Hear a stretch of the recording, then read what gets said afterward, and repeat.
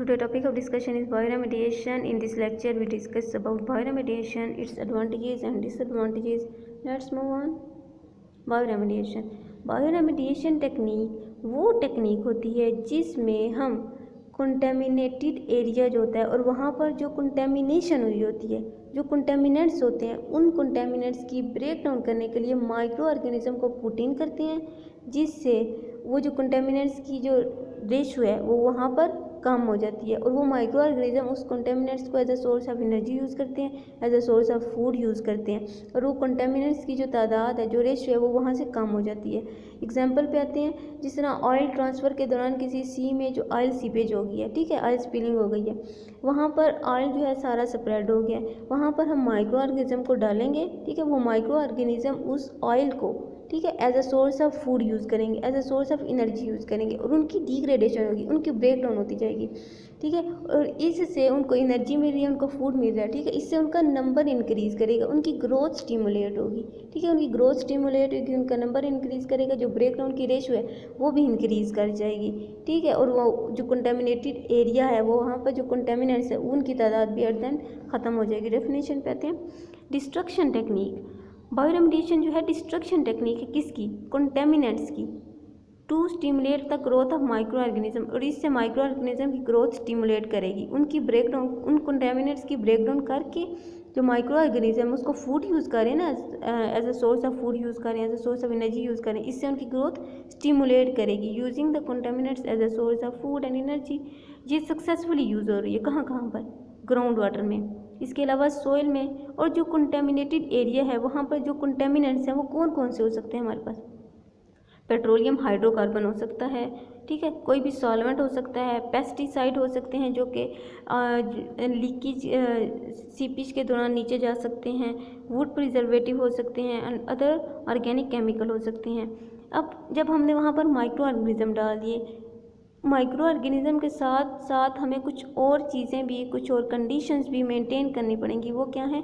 Oxygen, oxygen की जो ratio है, ठीक है, वो जो मेंटेन करनी पड़ेगी, वहाँ पर वाटर देखना पड़ेगा, न्यूट्रिएंट्स, इनिशियली न्यूट्रिएंट्स हम डालेंगे, ठीक है, वैसे तो हमने ऊपर बात की कि वो जो कंटेमिनेटेड एरिया पर जो कंटेमिनेंट्स हैं उसको सोर्स ऑफ एनर्जी और फूड यूज़ करेंगे, लेकिन इनिशियली हमें न्यूट्रिएंट्स डालने पड़ेंगे ताकि जो माइक्रो ऑर्गेनिज्म हमने डाले हैं वो ज़्यादा साल तो ब्रेक डाउन नहीं ना कर देंगे, उन्होंने वहाँ पर थोड़ी देर अडाप्ट होना, ठीक है, तो उसके लिए हमें न्यूट्रिएंट डालने पड़ेंगे ताकि वो सर्वाइव करें, और एंड टेम्परेचर और पीएच हमें जो है ना मेंटेन करना पड़ेगा ताकि जो रिएक्शन है वो स्पीडली और कंटिन्यूसली हो सके। अब आगे आते हैं, the rate of micro organism degrade the contaminant. अब जो माइक्रो ऑर्गेनिज्म उस कंटेमिनेंट को डिग्रेड कर रहे हैं, उनकी जो डिग्रेडेशन का जो रेट है वो किस पे डिपेंड कर रहा है? There specific contaminant present. अब जो कंटेमिनेंट जो वहाँ पर पाए जा रहे हैं, ठीक है, कंटेमिनेटेड एरिया पर जो कंटेमिनेंट्स पाए जा रहे हैं वो कौन से हैं? अब ऐसा भी तो हो सकता है ना, हमने वहाँ पर जो कंटेमिनेशन है, ठीक है, वो किसी और की हुई है और हमने माइक्रो ऑर्गेनिज्म कोई किसी और किस्म के डाल रहे हैं जो उसकी ब्रेक डाउन कर ही नहीं सकते, तो ये भी बड़ा डिपेंड करेगा। और उसकी कंसनट्रेशन, जो कंटेमिनेशन है, जो कंटेमिनेंट है, उसकी कंसनट्रेशन भी बड़ी डिपेंड करेगी। वो क्या कंसनट्रेशन है? अगर जिस तरह हमारे पास कंटेमिनेंट्स बहुत ज़्यादा हैं और हमने जो माइक्रो ऑर्गेनिज्म बहुत कम तादाद में डाल दिए, तो उनको उसकी ब्रेक डाउन करने के लिए काफ़ी ज़्यादा टाइम जो है ना लगेगा, तो कंसनट्रेशन बड़ी मैटर करेगी। ऑक्सीजन सप्लाई भी हमें देने पड़ेगी, मॉइस्चर को मेंटेन करना पड़ेगा, टेम्परेचर, पीएच हमने पहले भी बात की जो मेंटेन करनी पड़ेगी, न्यूट्रिएंट सप्लाई इनिशियली हमें मेंटेन करनी पड़ेगी। बायोऑगमेंटेशन एंड को-मेटाबॉलिज्म मीन्स कि किसी भी रिएक्शन में दो कंपाउंड की ब्रेक डाउन एक साथ हो रही है और जो सेकंड कंपाउंड है उसकी जो ब्रेक डाउन है वो फर्स्ट वाले पे डिपेंड कर रही है।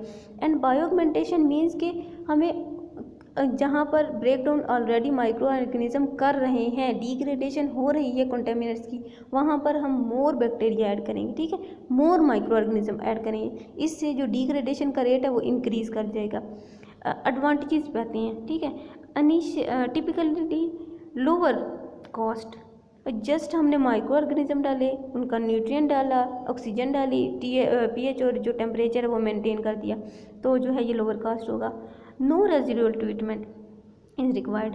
जब हमने माइक्रो ऑर्गेनिज्म डाले, उन्होंने सारी ब्रेक डाउन कर दी, अब वहाँ पर कोई भी रेजिड्यू जो कंपाउंड है वो बच नहीं जाएगा, इसके बदले अगर हम बात करें फिजिकल या केमिकल ट्रीटमेंट की, हमने किसी एरिया पर फिजिकल ट्रीटमेंट कर दिया या फिर केमिकल कोई ऐड किए जिससे वो जो कंटेमिनेंट है वो वहाँ से ख़त्म हो गए, वो वहाँ से ख़त्म तो हो गए लेकिन कुछ ना कुछ जो केमिकल मटेरियल था वो वहाँ का वहाँ ही रह गया। तो वो जो केमिकल वहाँ पर प्रेजेंट है वो दूसरे माइक्रो ऑर्गेनिज्म के लिए हार्मफुल हो सकता है। ठीक है, तो उसके लिए हमें अगेन फर्दर कोई ट्रीटमेंट करना पड़ेगा ताकि जो बाकी माइक्रो ऑर्गेनिज्म है, जो बाकी लाइफ है, वो वहाँ पर सर्वाइव कर सके, उसके लिए कोई मुश्किल ना पेश आ सके। डिसएडवांटेजेस पे आते हैं, फ़ायदे हो गए, नुकसान पे आते हैं। लॉन्गर टर्म प्रोसेस है, ठीक है, ये ऑफ कोर्स देर लगेगी। हमने अगर किसी कंटेमिनेशन एरिया पर जो कंटेमिनेंट है वहाँ पर माइक्रो ऑर्गेनिज्म डाले, ठीक है, उधर उनकी जो जितनी भी इनिशियली कंडीशंस थी, रिक्वायरमेंट्स थी, वो भी डाल दी। अब माइक्रो ऑर्गेनिज्म वहाँ पर जाएंगे, सेटल आउट होंगे, ब्रेक डाउन करेंगे, आहिस्ता आहिस्ता ब्रेक डाउन करेंगे, उनकी ग्रोथ स्टिमुलेट करेगी, फिर उनकी ब्रेक डाउन का जो रेशियो है फिर इंक्रीज़ करेगा। So it is very time consuming. अगर हम केमिकल या फिजिकल ट्रीटमेंट की बात करते हैं तो वो it is very rapid process. Do not treat inorganic contaminants.